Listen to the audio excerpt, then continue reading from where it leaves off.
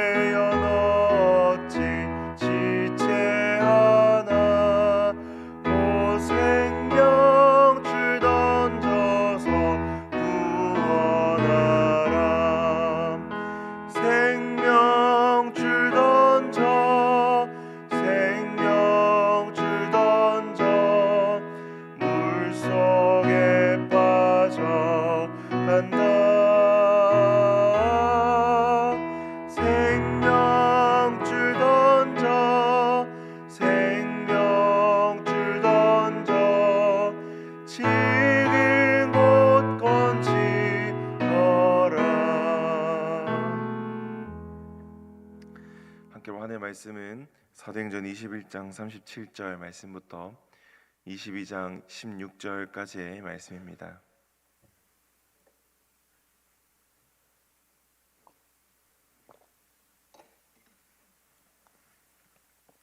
사도행전 21장 37절 말씀부터 22절 16절까지의 말씀입니다. 한 절씩 교독하고 마지막은 함께 읽도록 하겠습니다. 제가 먼저 37절 말씀을 읽겠습니다.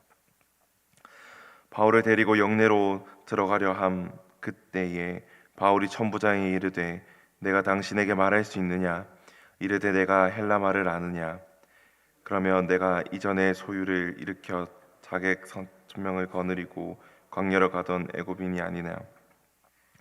바울이 이르되 나는 유대인이라 소업이 아닌 길리기아 다소시의 시민이니 청컨대 백성에게 말하기를 허락하라 하니 천부장이 허락하거늘 바울이 중대 위에 서서 백성에게 손짓하여 매우 조용한 후에 이브리어 말로 말하니라. 부형들아, 내가 지금 여러분 앞에서 변명하는 말을 들으라. 그들이 그가 히브리 말로 말함을 듣고 더욱 조용한지라. 이어 이르되 나는 유대인으로 길리기아 다소에서 났고 이성에서 자라 가말리엘의 문화에서 우리 조상들의 율법의 엄한 교훈을 받았고 오늘 너희 모든 사람처럼 하나님께 대하여 열심히 있는 자라.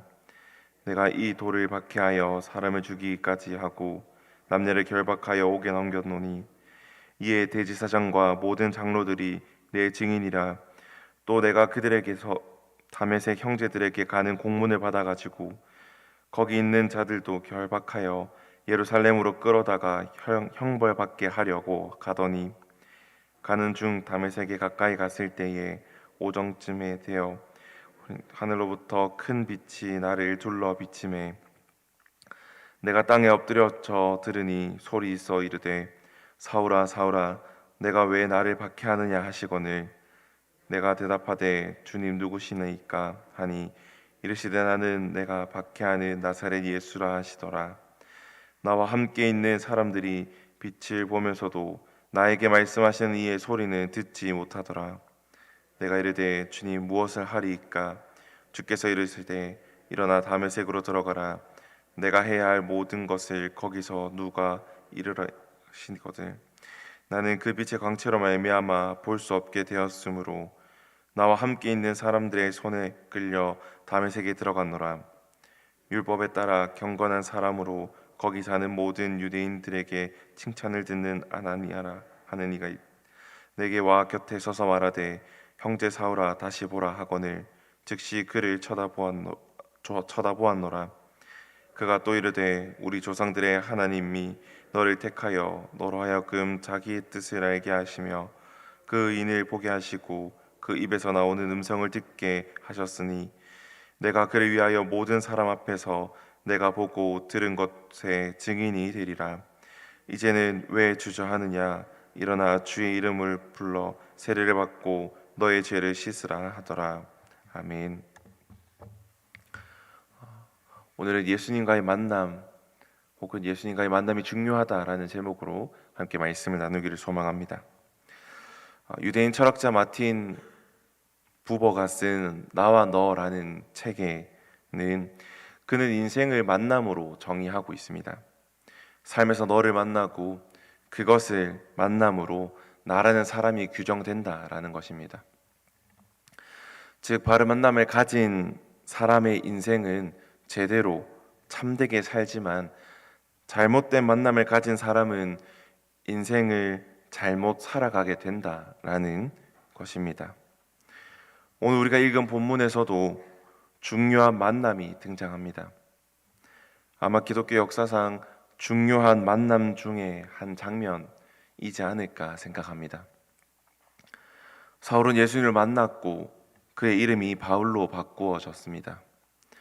예수님께서 그를 찾아오셔서 만나 주지 않으셨다면 사울은 있지만 바울은 존재하지 않았을 겁니다. 예수님과의 만남이 없었다면 역사 속에 잊혀진 유대교 랍비 사울은 있었겠지만 13번째 사도이자 신약 성경의 13권의 서신을 쓴 바울은 없었을 겁니다.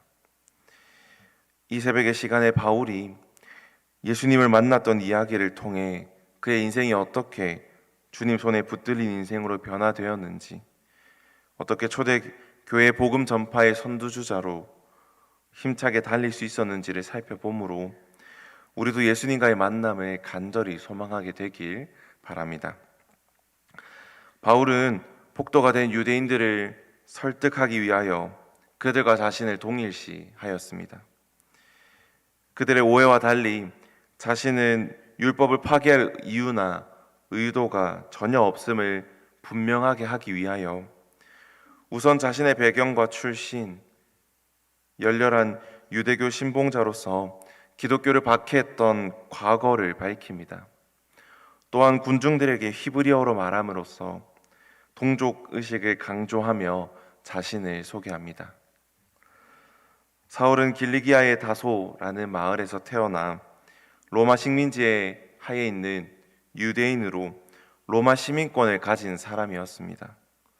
이 로마 시민권을 가진 자는 당시 많은 사람들의 선망의 대상이 되었고 로마의 정치력이 미치는 곳이라면 어디든지 예우를 받을 수 있는 힘과 능력을 가진 자였습니다.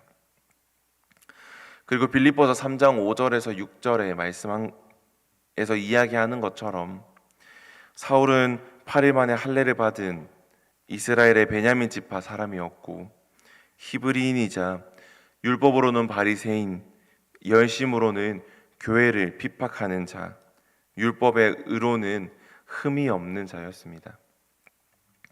거기다 사울은 당시 이 랍비 중에 한 사람인 가말리엘의 지도를 받는 문화생이었습니다.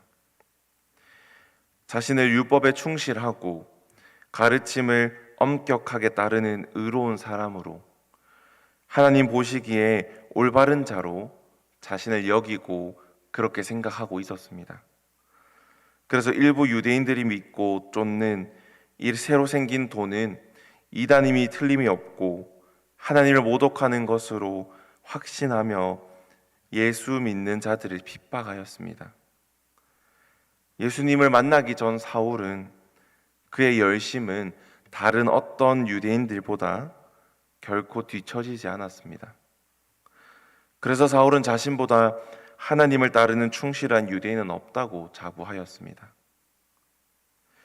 예수님을 만나기 전 사울은 미래에 촉망받는 율법학자이자 존경받는 랍비가 될 사람이었고 현재 자신이 속한 사회에서 많은 자들에게 그의 능력을 인정받는 흔히 부와 명예와 주변의 사람과 미래까지 보장되어 있는 탄탄대로의 길이 펼쳐진 인생이었습니다. 그런 그가 어느 날 갑자기 그의 인생에 생각지도 못한 만남을 가지게 됩니다. 그는 자기 인생이 자신이 계획한 대로 율법학자가 되거나 존경받는 랍비가 될 것이라 생각했을 겁니다. 나이가 들면 가마리엘처럼 율법학교나 세워서 후학을 양성하는 그런 안정적인 삶을 꿈꿨을지도 모릅니다. 하지만 자신의 생각과 계획대로 인생은 흘러가지 않습니다. 착각 속에 살던 사울은 예수님을 만나게 됩니다. 예루살렘 교회를 핍박한 것으로 모자라서 사울은 대제사장에 찾아가서 다메섹의 여러 회당에 전달할 공문을 요청합니다. 다메섹에는 그 도시로 피신한 그리스도인들이 있었고 그곳에 숨은 여자나 남자나 가리지 않고 닥치는 대로 묶어서 예루살렘으로 끌고 오기 위함으로 대제사장에게 요청하였던 것입니다. 그 당시 다메섹은 예루살렘에서 약 240km나 떨어져 있는 도시였습니다. 당시 교통도 제대로 발달되지 않았던 때에 가는 데에만 일주일이 걸리는 먼 거리를 피신했던 사람들을 잡기 위해 사울은 달려갔습니다. 바울 일행이 다메섹에 가까웠을 때에 햇빛이 가장 강한 정오의 시간대였습니다. 그때 갑자기 햇빛보다 더 강렬한 빛이 사울에게 들러 비춥니다. 둘러 비춘다라는 것은 빛의 공격 목표가 바울 일행이 아니라 바울 한 사람임을 말해줍니다. 바울은 그 빛에 압도되어 그 자리에 엎드려지고 그 순간 그는 시력을 잃어버립니다.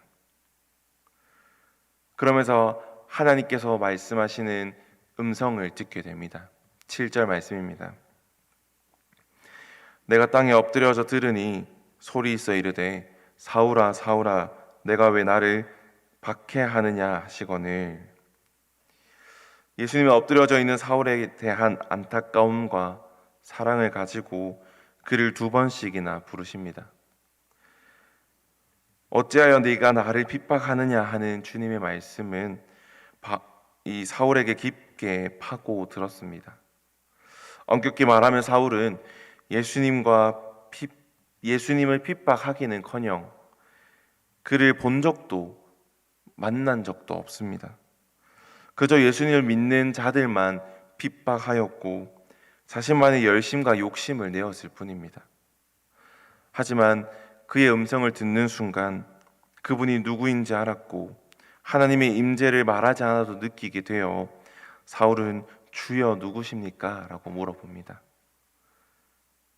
그렇게 빛으로 오신 예수님을 만난 사울은 바울이라는 새로운 삶으로 변화하게 됩니다. 그의 삶에 어떤 변화가 찾아오는가 하면 첫째는 바울은 예수님을 만난 후에 자신의 부족함을 깨닫게 됩니다. 바울은 율법을 철저하게 지키는 사람으로서 하나님 앞에 의롭게 되려고 하였습니다. 그런 그에게 강렬한 빛의 쪼임과 함께 들려온 예수님의 음성은 사울을 완전히 뒤집어 놓습니다. 하나님을 위한 열심을 가지고 지금까지 한 행동들이 실상은 하나님을 대적하고 하나님의 마음을 아프게 한 것을 깨달을 때 하나님 앞에서 의롭게 살아가고 있다 자칭하는 사울은 충격을 받게 됩니다. 그래서 이 바울은 예수님을 만난 후에 지금까지 한 자신들의 모습들을 돌이켜보며 내가 전에는 해방자요 핍박자요 폭행자이었으나 도리어 긍휼을 입은 것은 내가 믿지 아니하였을 때 알지 못하고 행하였음이라 내가 죄인 중에 괴순이라 라고 고백하며 자신의 부족함을 깨닫습니다. 두 번째로 바울은 예수님을 만난 후에 구원의 빛을 봅니다. 바울과 함께한 무리들은 바울에게 비치는 이 빛을 보기는 하였지만 부활하신 주님의 영광스러운 모습과 음성은 듣지 못하였습니다. 빛이 쪼이심에 말씀하신 것은 전적으로 바울 한 사람을 위한 것이었습니다. 엎드려진 사울에게 예수님께서는 그의 이름을 부르셨습니다. 그런데 그 음성은 그리스도를 대적한 바울에게 쏟아지는 책망과 분노의 음성이 아니라 도리어 그가 과거에 무슨 일을 행했든 그 자리에서 회개하고 돌이키기를 바라시는 사랑과 긍휼이 넘치는 음성이었습니다. 바울이 스스로 의인이라 생각하며 했던 행동은 사실은 큰 죄인의 행동이었고 예수님을 만난 후 며칠 동안 앞을 보지 못하던 바울은 도리어 전에 보지 못하던 것을 보게 됩니다. 바로 그리스도 안에 있는 구원의 빛을 보게 되는 것이죠. 마지막으로 바울은 예수를 만난 후에 사명을 깨닫게 됩니다. 바울은 자신이 주도했던 일을 멈추고 다메섹에 들어간 후 3일을 기도하며 그가 그렇게 증오했던 나사렛 예수가 성경에 약속된 메시아임을 비로소 깨닫고 그리하 율법을 열심히 전하던 또 열심을 자랑하던 핍박자가 아니라 예수 그리스도를 위하여 자기의 목숨도 조금 아까운 것으로 여기지 않는 전도자의 사명을 깨닫고 감당하게 됩니다. 예수님을 만난 후 바울은 자신이 가졌던 인생관과 신앙관이 변하게 되었고 삶의 목표가 바뀌게 되었습니다. 말씀을 좀 정리하겠습니다. 사도 바울은 3차에 걸친 전도 여행을 다 마치고 예루살렘으로 돌아오자마자 유대인들에 의해 체포되었습니다. 걸어다니는 것만 해도 무려 17,000km가 넘는 험난한 사역 일정을 마치고 돌아온 늙은 사도를 기다리는 것은 박해와 고난이었습니다. 사역의 막바지에 이르러 박해와 고난을 당한 바울은 두려움 없이 유대인들 앞에 서서 자기의 신앙을 변론하며 자신이 과거에 만났던 예수님과 자신의 회심 과정 속에 경험한 하나님의 은혜를 증거합니다. 사랑하는 성도 여러분, 예수님을 모르던 사울을 만나러 찾아오신 예수님은 오늘 우리에게도 동일하게 찾아오십니다. 바울처럼 강력한 빛의 임재 속에 주님의 음성을 듣는 일들이 당장에 눈앞에 펼쳐지진 않지만 바울의 삶을 찾아오신 주님이 이 새벽에 우리의 심령에 찾아오실 줄을 믿습니다. 그렇게 우리를 찾아오시는 예수 그리스도와의 만남을 통해 바울과 같은 열심을 가지며 주님을 나의 구주라 고백하며 예수 그리스도의 복음을 끝까지 전하는 우리가 되기를 바랍니다. 또한 주여 무엇을 하리까라고 기도하면서 하나님의 자녀로서의 정체성과 열심을 회복하고 각자에게 맡겨진 하나님의 목적을 깨달으면서 아름다운 열매를 풍성하게 맺는 오늘 하루의 삶이 되기를 간절히 소망합니다. 우리 함께 기도하겠습니다. 사랑의 많으신 아버지 하나님, 새벽 깨워 기도의 자리에 나오게 하심을 감사합니다. 이 새벽 시간에 함께 말씀을 나누었습니다. 예수님께서 사울과 만나 주심으로 그의 인생이 변하였던 것처럼 우리를 만나 주시는 예수 그리스도로 말미암아 우리의 인생이 하나님의 은혜로 가득하여지기를 간절히 소망합니다. 또한 예수님과의 만남이 얼마나 소중한 것인지를, 중요한 것인지를 깨닫게 하시고 예수님을 만나고 알아가는 데 힘쓰는 저희가 되기를 간절히 소망합니다. 하나님, 오늘은 수요일이고 저녁에 수요 기도회가 있습니다. 함께 사모함으로 기도하는 자리에 나오게 하시고 함께 기도함을 통하여 우리의 신앙이 성장하며 우리 교회가 또 우리 공동체가 기도로 굳게 세워지게 하여 주시옵소서. 아버지 하나님, 오늘 우리 교회 모든 성도들의 삶을 주관하여 주시고 인도하여 주시기를 간절히 소망합니다. 많은 어려움과 문제들 가운데에 하나님께서 함께하여 주시고 늘 성도님들과 함께 하시고 그들의 삶을 돌보고 계시다는 것을 믿음과 또한 하나님께서 해결하시고 또 하나님께서 능히 그 모든 것을 이겨내심을 깨닫게 하시고 또한 그 일들을 바라볼 수 있는 힘을 우리에게 허락하여 주시옵소서. 특별히 교회 안에 질병으로 고생하는 성도님들을 기억하셔서 그들의 아픔을 속히 깨끗이 낫게 하시고 함께 신음하고 아파하는 그 가정들 가운데서 함께 하셔서 하나님의 평안이 가득하여지는 가정이 되게 하여 주시옵소서. 하나님, 이제 각자의 기도의 자리로 나아갑니다. 새벽에 깨어 기도의 자리로 인도하신 주님께서 이 시간 우리와 만나 주시고 우리의 기도가 하나님의 뜻과 계획 안에서 이루어지기를 간절히 소망함으로 기도함으로 나아가게 하여 주시옵소서. 감사드립니다. 예수님의 이름으로 기도드렸습니다. 아멘. 우리 함께 기도함으로 나아가겠습니다.